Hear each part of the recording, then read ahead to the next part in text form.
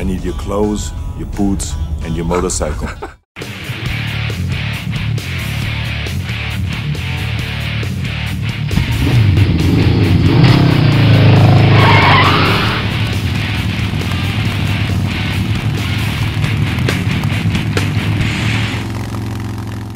So many of my road trips have started just like that.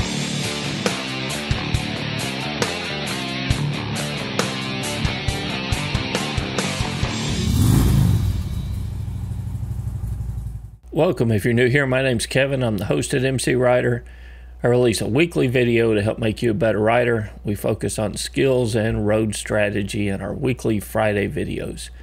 If you support us on Patreon, you get access to the field guide and the forums where we're having discussions on a lot of other motorcycle related topics.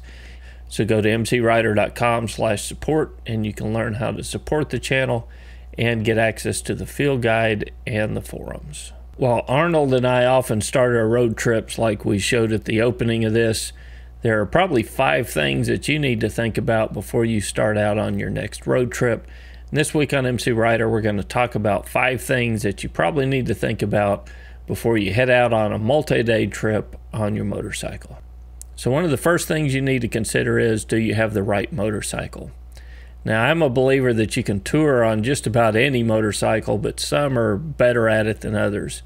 There's a reason why Honda Goldwings are big and heavy, why they have a whole lot of storage, and why they're particular favorites of people who like to go on multi-day trips, because they have a lot of amenities already set up for it. Now, most bikes can be set up so that they're more touring friendly, but some are better at it than others. Let's just be honest about it. Some bikes are better at touring than others. Now, the first time that I went on a multi-day trip, this is kind of what it looked like. So that's a Ninja 650R, and I'm not saying that you can't tour on any motorcycle that you've got. If there's a will, there's a way. There's just some bikes that are better at it than others. And no matter what bike you've got, you want to make sure that your bike is mechanically sound. So if you're a mechanic, you want to go through that yourself. You want to make sure the bike's in good shape. Your chain and sprockets are in good shape. You've got fresh oil. The tires have enough tread or enough wear left on them to get you through the trip. And if you're not a mechanic, you want to find somebody trusted in your area that'll look over the bike for you. You just want to make sure that the bike's in good riding condition before you head out, because the last thing you want to do is to have a breakdown when you're out on a multi-day trip. You also want to make sure that the bike that you've got is something that you can be comfortable on for multi-day. Now, there's a huge difference in riding a motorcycle around the block or riding it around town as opposed to riding it 300, 400, maybe 500 miles a day, day after day.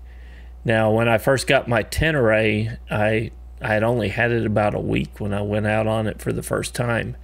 It was pretty well set up for touring. So one of the things that I learned after a few days on that bike was I did not like that seat at all. So I even found a dealership in Tennessee where I tried to find an aftermarket seat for it while I was out on that trip with no luck. But as soon as I got home, that's the first thing I did was I found a different seat for it. So you want to make sure that you can ride the bike, you can be comfortable on it, and you can put in multiple days in a row traveling at the distance that you've determined to travel each day. So the second thing you need to consider now that you've got your bike is you need to know what the fuel range is on it. Why is that important? Well, a lot of riders, when they go out on a trip, you tend to avoid the highways. You like to take the back roads, and depending on where you're riding, some of those back roads, even the major highways in some areas, the space or the distance between gas stations can be pretty extreme. Some bikes only have about a 100-mile range on it, and some areas of the country, that's about the distance between fuel stops, maybe even a little bit longer in some areas. When I was riding a Honda Valkyrie, it was a fuel-injected, or not a fuel-injected bike, it was a carbureted bike. So I knew about 120 miles it was kicking into reserve, and then I knew once I flipped it over to reserve, I had about 1.5 gallons of fuel left to get to the next stop. I was riding through New Mexico, and I guess I was daydreaming. I went through a small town, didn't even think to check the odometer to see how many miles I had ridden. I got about 20-25 miles outside of town, and I hit reserve. And I hit reserve just as I came up on a sign that said it was about 55 miles to the next fuel stop. So I had pulled over to the side of the road, and I remember thinking in my head, okay, I've got 55 miles. I just hit reserve. I've got 1.5 gallons of fuel in this thing. Man, I don't want to push this the last mile to get it to the gas station. So my choice was turn around, ride back 20 miles and fill up, continue on my journey, or push it and see if I could get that last 55 miles before I hit complete empty. Well, I played it safe. I turned around and went back 20 miles and filled it up. So you want to take your fuel range into consideration when you're out on a bike. Now, most bikes nowadays are fuel injected, so you don't have to worry about, hitting reserve and that kind of stuff, but you do have to keep an eye on that fuel gauge, and you do have to know what the approximate range is on your motorcycle. Now, a lot of guys will carry some extra fuel. There's small gas cans that you carry on the motorcycle that will give you, a gallon or 1.5 gallons of emergency fuel. And that's not a bad idea either if you're out riding in some remote areas. A lot of people choose to do that as well. The next thing you want to consider before you head out on a multi-day ride is what will the weather be like where you're planning on riding. Now, my trip to Colorado, I started out in Texas where it was hot, rode through New Mexico where it seemed even hotter, and then as I got into Colorado and the mountains, temperature began to drop. So there was quite a variance in temperatures that I faced on that one single trip. And the way that you can deal with that best on a motorcycle is having layers available. So instead of having a big heavy coat for cold temperature and something lighter for warmer temperatures, it's better to have something that has zippers on it. My Climb jacket's got zippers that I can open and close, and then it's big enough so that I can put layers underneath it to help block the wind out and to help keep me warmer whenever it's cool. Another thing that you want to prepare for is rain. So having a rain jacket and pants that goes over your riding gear is hugely beneficial. And what a lot of people don't think about is that's an additional layer. So I've been on a completely summer day, sunny day rather, where the temperatures have dropped down, and I've put rain gear on because that's an added layer that I could put on over my riding gear, and it helps block the wind out and will keep you much warmer. So you probably want to have rain gear with you to begin with, but that can also be an additional layer to help keep the wind out if you reach into some colder temperatures on your ride. The fourth thing you want to consider is how many miles a day can you ride? So as you're planning your trip out, you want to look at the map and you want to approximate about how many miles you want to travel a day. Now, if all you've ever ridden is, 50 miles, if you consider that a long trip, then you get out on a extended road trip and you plan, well, I'm going to ride 500 miles a day. Doing that day after day becomes really taxing, especially if all you've ever done is ridden 50 miles a day or in a day. You don't really know, what your stamina is or how you can do that day after day. So you want to plan something that you know that you can deal with and that's not going to get you too exhausted getting on the motorcycle and riding that many miles day after day. The longest that I've ever ridden on a motorcycle in one day was a little over 700 miles. That was on that Ninja 650R that I showed you the picture of earlier on one of my early road trips. And I did that in one day, but I can tell you that next day I was pretty worn out. So 500 miles on a road trip's a pretty aggressive day, especially if you're new at it.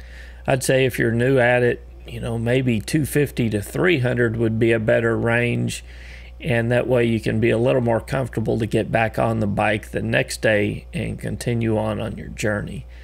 But you don't want to be too aggressive in your route planning and saying, well, you know, I can do 500 miles a day when you've never really done that, and it becomes more difficult to do that day after day. So just plan conservatively, and if you're new at touring or new at road trips, 250 to 300 miles per day is a pretty good day to do that, you know, 3 or 4 days in a row. The fifth thing you want to look at is, do you have the right gear? Now, just my word of advice is, if you're planning on doing a multi-day trip, don't go out and buy a new helmet and jacket and test it out on your road trip, because it becomes a lot more difficult to continue on the trip if you got something that doesn't fit right. So if you're going to get a new helmet and jacket, you want to have ridden on it multiple times. You want to make sure that it's comfortable and it's something that you can live with for multiple days out on the bike. The further that you get away from home, for me, the more important protective gear becomes. Now, when I ride around in DFW, and I know some people are going to get on me about this, but I don't wear riding pants when I'm riding around DFW. And I know I would be better protected if I did, but you know, just the hassle of putting riding pants on and off to ride 5 miles to the gym is not something that I do. But when I go out on a road trip and I know I'm going to be away from home, I put on riding pants and I wear those. And the further I get away from home, the more conservative a rider I become, because I know that I'm relying more upon myself, and I can't pick up that cell phone and, you know, call for somebody to come help me or to come pick me up. So the further I get away from home, the more conservative I get, and that includes the way that I ride and the gear that I choose to wear when I'm further away from home on the trip. Having the right gear can not only protect you in a crash, but it can also help you ride longer.